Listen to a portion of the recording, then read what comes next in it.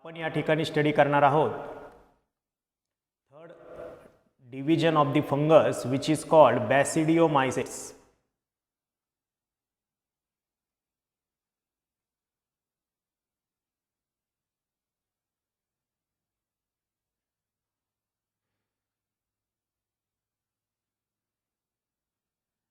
Basidiomycete fungus is also called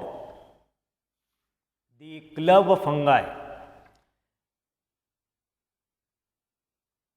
These fungi called the club fungi because these fungus are like a club shaped.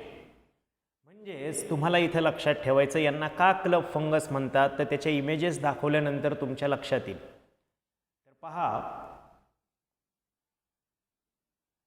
बॅसिडिओमायसेट्स जे आहेत यांची जी हायपी असते ही हायपी कशी असते ती लक्षात घ्या. म्हणजे या फंगसचे filaments there hyphae is the branched one म्हणजे त्याच्या ब्रांचेस असतात आणि सेप्टेट म्हणजे सेप्टा प्रेझेंट असतो हे लक्षात घ्या. म्हणजे कशी तर for example this is an one hyphae. Here it is a branch of this hyphae. This is called branched hyphae आणि सेप्टा प्रेझेंट आहे म्हणून मी इथे सेप्टा दाखवतो. This is an septa.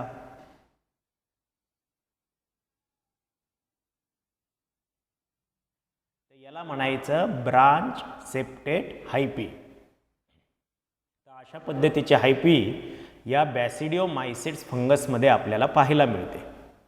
त्याच्यानंतर याचे जे एक्झाम्पल्स आहेत ते कुठले कुठले तर आपण पाहूया एक्झाम्पल्स. एक्झाम्पल्समध्ये तुम्हाला लक्षात ठेवायचे आहेत mushroom,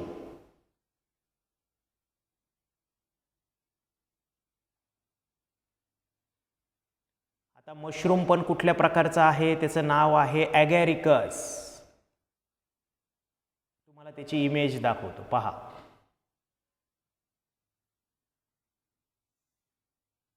this is called the ॲगॅरिकस mushroom. हे खाण्यासाठी आपण यूज करतो. हे पहा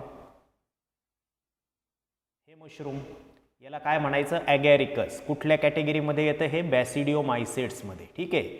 दुसरं एक्झाम्पल याचं लक्षात ठेवा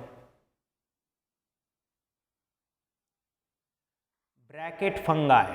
next example is the bracket fungi.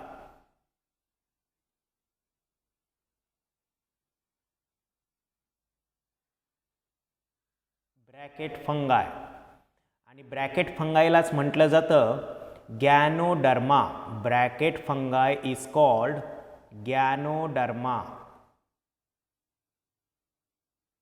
आणि हे ब्रॅकेट फंगाय कसं आहे त्याला का बरं ब्रॅकेट फंगाय म्हणायचं कारण त्याचा आकारच ब्रॅकेट सारखा आहे. पहा तुम्हाला इमेज दाखवतो लक्षात येईल. हे पहा this is called the bracket फंगाय. हे पहा हे ब्रॅकेट फंगाय कारण असं ब्रॅकेट सारखा याचा शेप आहे म्हणून त्याला म्हटलं जातं. हे पण ब्रॅकेट फंगाय गॅनोडर्मा कुठल्या फंगसच्या ग्रुपमध्ये येतं बॅसिडिओमायसेट्स. आणखी याचं काय एक्झाम्पल आहे. Next example is smuts. Smuts आणि स्मट्समध्ये फंगस आहे युस्टिलॅगो.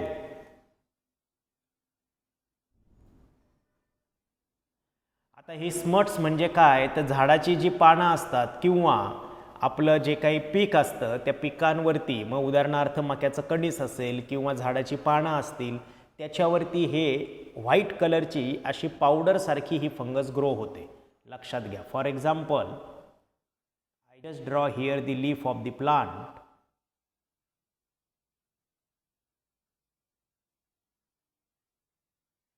On this leaf of the plant here it is a smut like fungus. They grows on these leaves. हे पहा ह्या अशा झाडाच्या पानावरती ते ग्रो होतं.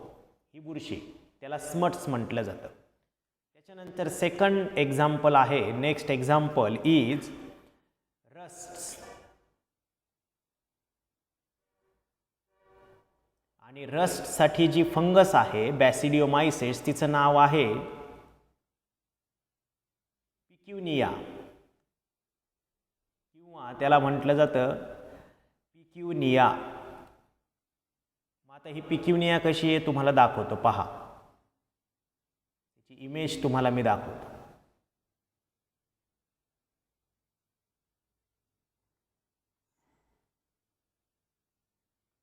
हे पहा, सॉरी ही नाही आहे, एकच मिनिट.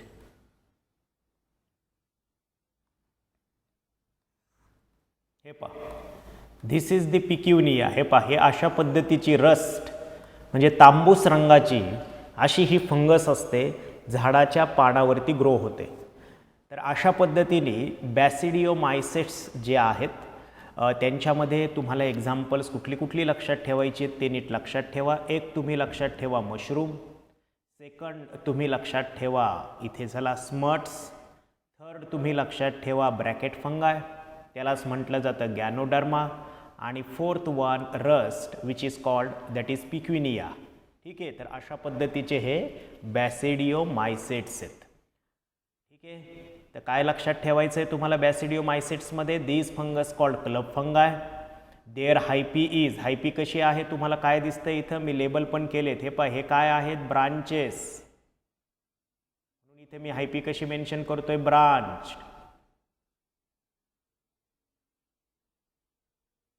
ठीक आहे, आणि त्यांच्यामध्ये काय प्रेझेंट आहे, हा काय प्रेझेंट आहे, सेप्टा. ठीक आहे, हे सगळे दोघं जण हे इथे तुम्हाला जे मी दाखवले डिव्हिजन्स, हे पहा, हे यांना काय म्हणायचं आहे, सेप्टा. म्हणून हायपी आपण कशी सांगणार, ब्रांच सेप्टेट हायपी. तर हे झालं बॅसिडिओमायसेट्स फंगसच्या संदर्भामध्ये. आता आपण पाहणार आहोत last division of the fungus which is called deuteromycetes. काय पाहणार आहोत आपण, ड्यूटेरोमायसेट्स. बघूया.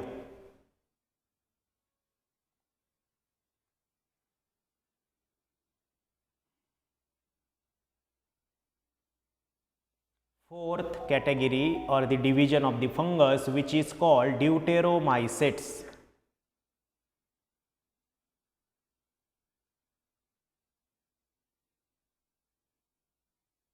Deuteromycetes. आता या ड्यूटेरोमायसेटला इम्परफेक्ट फंगाय म्हटलं जातं. इट इज ऑल्सो कॉल्ड और imperfect fungus or fungi. Imperfect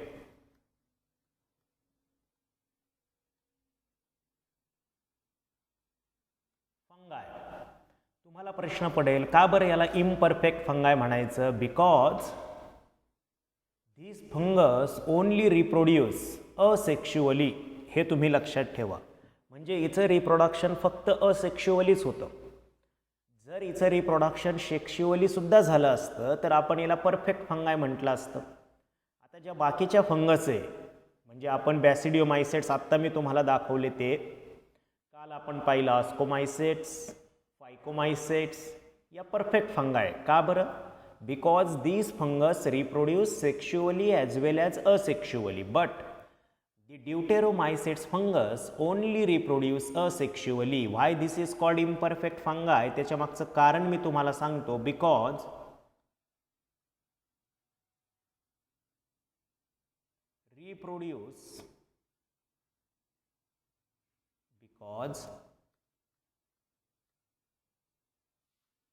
reproduce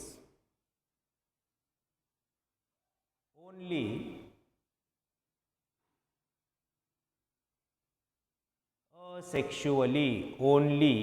asexually. Therefore this fungus is called imperfect fungi. हे लक्षात ठेवा.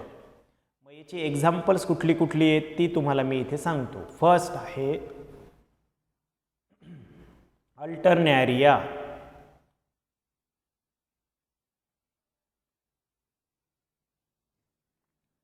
आता अल्टरनॅरिया हे जी फंगस आहे तिच्या बाबतीत एक माहिती लक्षात घ्या.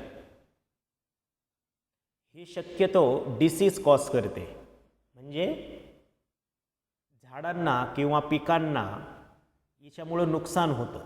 कसं तुम्हाला दाखवतो बघा. याची इमेज बघा अल्टरनॅरियाची.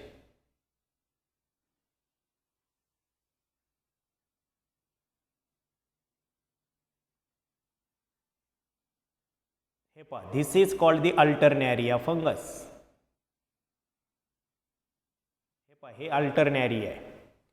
यामध्ये तुम्हाला काय दिसतंय या इमेजमध्ये, या झाडाच्या पानावरती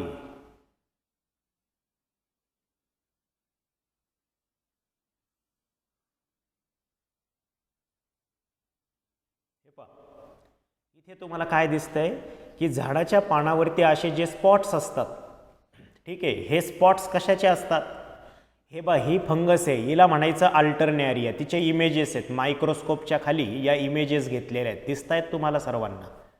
आणि हीच फंगस या झाडाच्या पानावरती हे जे आपल्याला स्पॉट्स दिसतात त्याच्यासाठी रिस्पॉन्सिबल आहे. ही झाली अल्टरनॅरिया. सेकंड एक्झाम्पल तुम्हाला आहे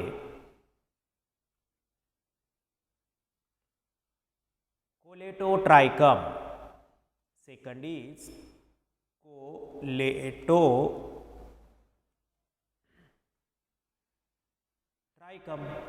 आता हे कोलेटोट्रायकम बघा, त्याची इमेजही तुम्हाला दाखवतो.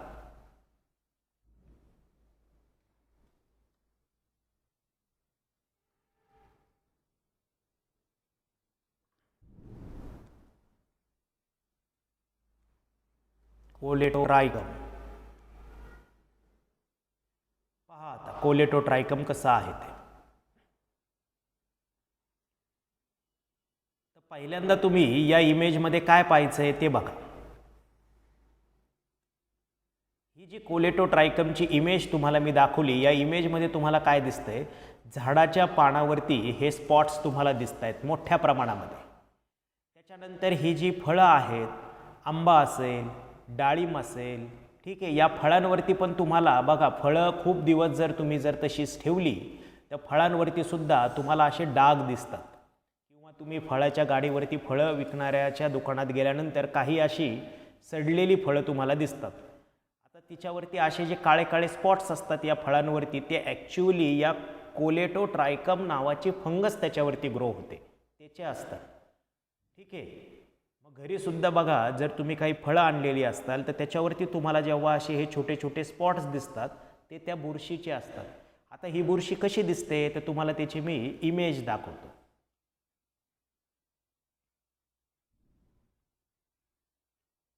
हे पहा,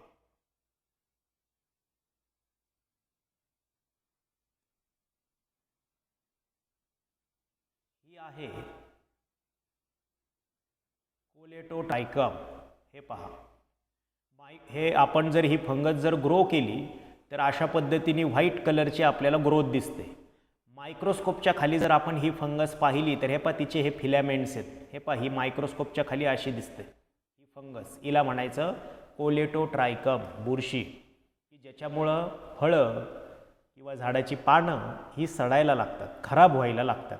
हे तुम्ही लक्षात घ्या. तर अशा पद्धतीचे दोन एक्झाम्पल्स तुम्हाला ड्यूटेरोमायसेट्स फंगसच्या संदर्भामध्ये लक्षात ठेवायचे आहेत. ठीक आहे. तर कुठले कुठले? अल्टरनॅरिया आणि कोलेटोट्रायकम, हे तुम्ही लक्षात घ्या. त्याच्यानंतर आपण लायकेनच्या संदर्भामध्ये मी थोडक्यात तुम्हाला माहिती देतो.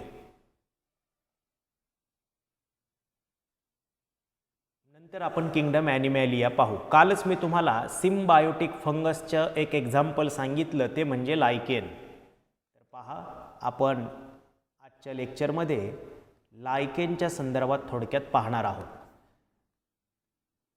आता तुम्हाला सर्वांना माहिती आहे की तुमच्या घरी जो मसाला असतो, या मसाल्यामध्ये बघा, घरच्यांना विचारा किंवा तुमच्यापैकी काही जणांना माहिती पण असेल, दगडफूल असते एक. हे दगडफूल म्हणजेच लायकेन आहे. त्या दगडफूलचं नाव काय आहे? पार्मेलिया. बघा बरं का, याचं एक एक्झाम्पल कुठला आहे? पार्मेलिया. हे लक्षात घ्या. And it is used in a spices. Spices म्हणजे मसाल्यामध्ये याचा उपयोग होतो, या पार्मेलिया लायकेनचा. आता हे पार्मेलिया लायकेन कसं असतं तर बघा, तुम्ही इमेज पाहिल्यानंतर तुम्ही लगेच ओळखताल की हे तर आपल्या मसाल्याच्या पदार्थामध्ये असतं. हे पहा, दगडफूल याला म्हणतात. हे पहा, हे पार्मेलिया आहे, हे लायकेन आहे. आता या लायकेनच्या संदर्भात तुम्ही काय लक्षात घ्यायचं आहे की हे लायकेन कुठं ग्रो झालंय बघा बरं. It is grows on tree trunk. झाडाच्या खोडावरती हे ग्रो होतं. ठीक आहे. किंवा lichen also grows on the rocks. खडकांवरती सुद्धा, दगडांवरती सुद्धा हे ग्रो होतात. ठीक आहे. तुम्हाला इथे काय लक्षात ठेवायचं आहे, grows on tree trunk or Roxx. Lichens तिथे ग्रो होतात. आता लायकेन्स कसे तयार होतात तर हे पहा, लायकेनचं हे जी वरची जी काही बाजू आहे ग्रीन कलरची, it is made up of algal component. Here it is a algae. इथे अल्गी असते. कुठली अल्गी असते तर अल्गी असते ग्रीन अल्गी. लक्षात घ्या, it is made up of green algae. Green कलरची असते. और which is also blue green algae. किंवा या ठिकाणी ब्ल्यू ग्रीन अल्गी ही सुद्धा असू शकते. वरचा जो कॉम्पोनंट आहे, वरचा जो लिव्हिंग ऑर्गॅनिझम आहे लायकेनमध्ये, तो अल्गी आहे. आणि खालच्या बाजूनी, म्हणजे आता खालची बाजू इथं दिसत नाहीये, पण तरी आता जस्ट एक तुमच्या माहितीसाठी मी काय करतो, हा दुसरा कॉम्पोनंट दाखवतो, which is present lower side. Lower side आहे. ठीक आहे. असं इमॅजिन तुम्ही करा की खालची बाजू आहे, ही अप्पर साइड आहे. अप्पर साइड म्हणजे वरची बाजू. लोअर साइडने फंगल कॉम्पोनंट प्रेझेंट असतो. काय प्रेझेंट असते? फंगस. लक्षात ठेवा.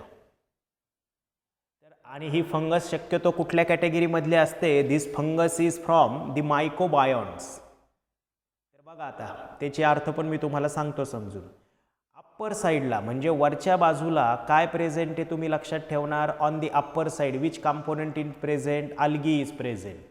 ऑन दी लोअर साईड म्हणजे खालच्या बाजूला कुठला कॉम्पोनंट प्रेझेंट आहे? On the lower side fungus is present. मग अल्गी हिरवी असल्यामुळं ही अल्गी काय करते? फोटोसिंथेसिस घडवून आणते. लक्षात ठेवा, this algal partner perform photosynthesis. Algal partner काय करणार आहे? फोटोसिंथेसिस परफॉर्म करणार आहे. Algal components perform photosynthesis. Perform photosynthesis. ठीक आहे. And make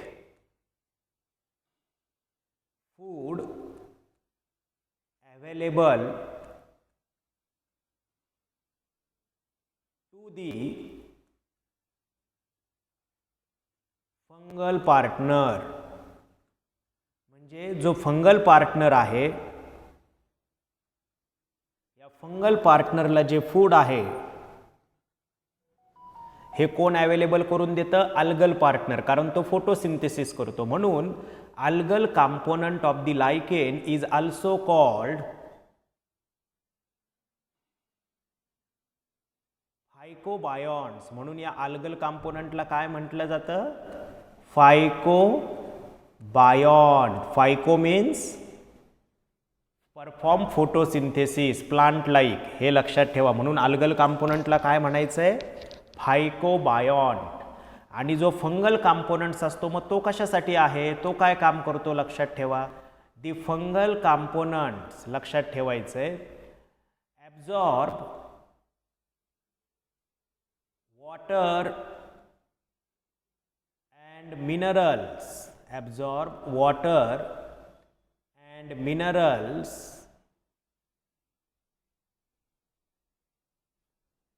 and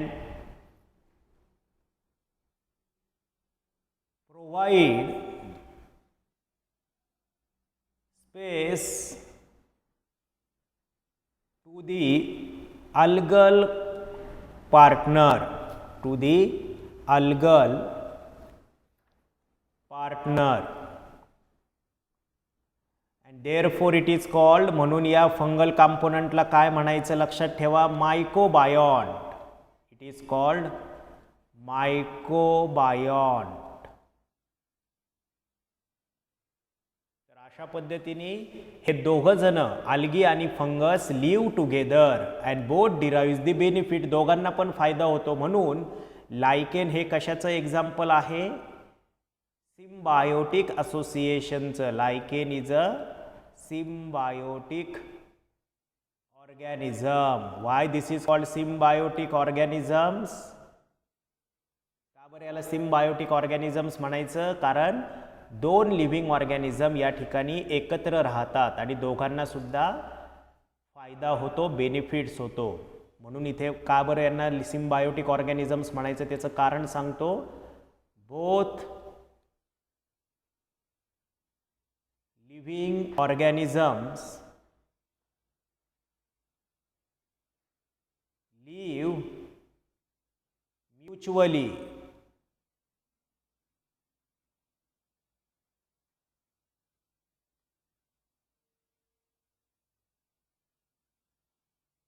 therefore called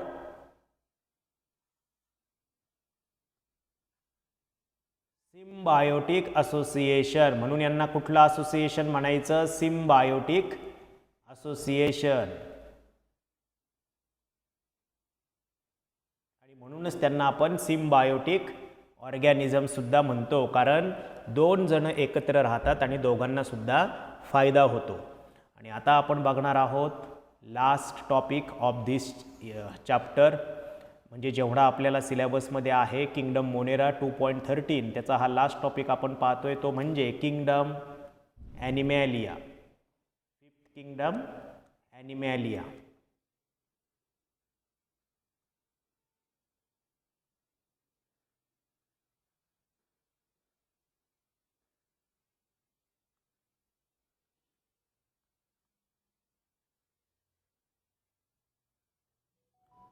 आता किंगडम ॲनिमॅलियाच्या संदर्भात एकदम शॉर्टमध्ये आपण पाहणार आहे, कारण दिलेलं पण तेवढंच आहे, कारण याच्यावरती एक पूर्ण चॅप्टर आपल्याला स्टडी करायचं आहे. ठीक आहे, म्हणून इथे तुम्ही किंगडम ॲनिमॅलियाच्या संदर्भात काय लक्षात ठेवणार?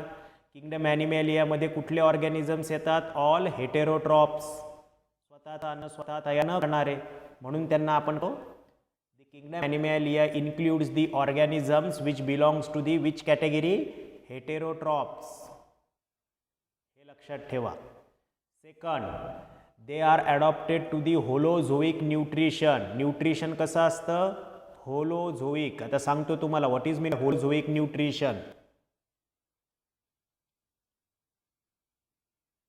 होलोझोइक न्यूट्रिशन. होलोझोइक न्यूट्रिशन्स म्हणजे काय? प्रत्येक प्राणी काय करतो? जे काही अन्न मिळतं, फूड मिळतं, ते इंजेस्ट करतो, म्हणजे खातो. खाल्ल्यानंतर ते डायजेस्ट करतो.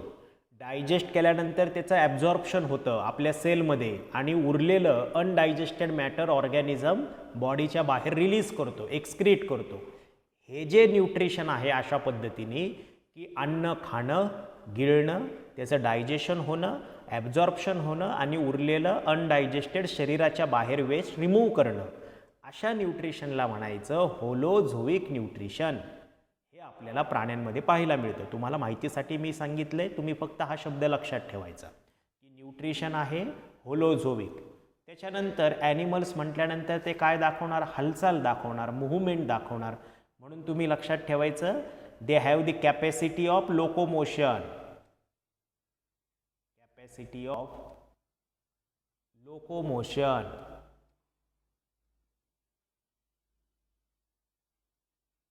Capacity of locomotion.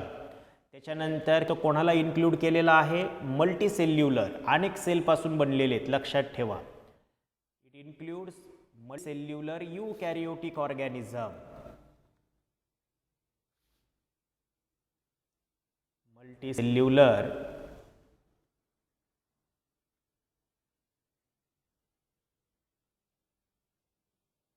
यूकॅरियोटिक.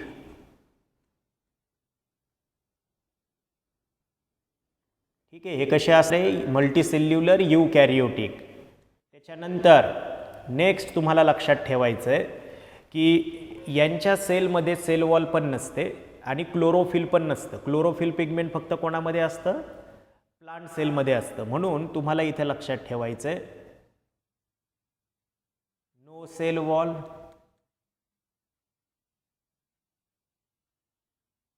No chlorophyll pigment. म्हणून तर आपण किंवा प्राणी स्वतःचं अन्न स्वतः तयार करू शकत नाही, कारण त्यांच्यामध्ये क्लोरोफिलच नसतं. हे तुम्ही लक्षात ठेवा. परत ग्रोथ इज डिटर्मिनेट म्हणजे ग्रोथ काय अनलिमिटेड असते का, कंटिन्यू चालू असते का, नाही, एका ठराविक टाईम लिमिटपर्यंत ग्रोथ होते, लक्षात ठेवा. म्हणून तुम्हाला लक्षात ठेवायचं आहे की growth is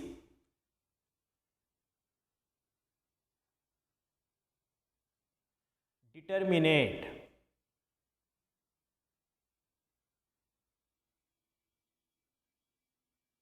growth is determinate that means it occurs in a definite pattern. एका ठराविक अशा पॅटर्नमध्येच ग्रोथ होते ॲनिमल्सची, हे लक्षात ठेवायचं आहे. तर अशा पद्धतीने हा आहे किंगडम ॲनिमॅलिया.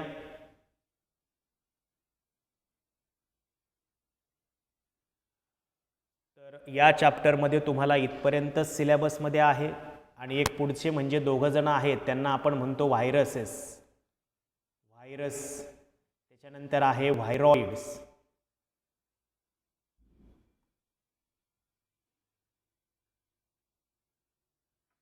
Acellular organism. एकच मिनिट पाहतो मी. ठीक आहे, मी ते कन्फर्म करतो तो टॉपिक आहे का नाही. 2.14. ठीक आहे, जर असेल तर उद्या आपण तो घेऊ. मग असेल्युलर ऑर्गॅनिझममध्ये कोण दोघं जण येतात, व्हायरस आणि व्हायरॉइड येतात, लक्षात ठेवा. यांना किंगडम कुठल्याच किंगडममध्ये इन्क्लूड केलेलं नाही, व्हायरस आणि व्हायरॉइडला.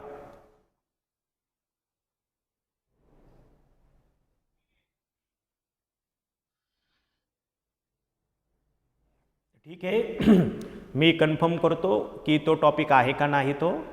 आणि जर असेल तर उद्या आपण कंटिन्यू करू व्हायरस आणि व्हायरॉइडच्या संदर्भामध्ये, नाहीतर मग आपण पुढच्या चॅप्टरकडे जाणार आहोत. ठीक आहे, तर आपण या ठिकाणी सिस्टेमॅटिक्स इन लिव्हिंग ऑर्गॅनिझम चॅप्टर 2 आणि त्याच्यामध्ये असणारे हे 5 किंगडम्स ते आपण स्टडी केलेत.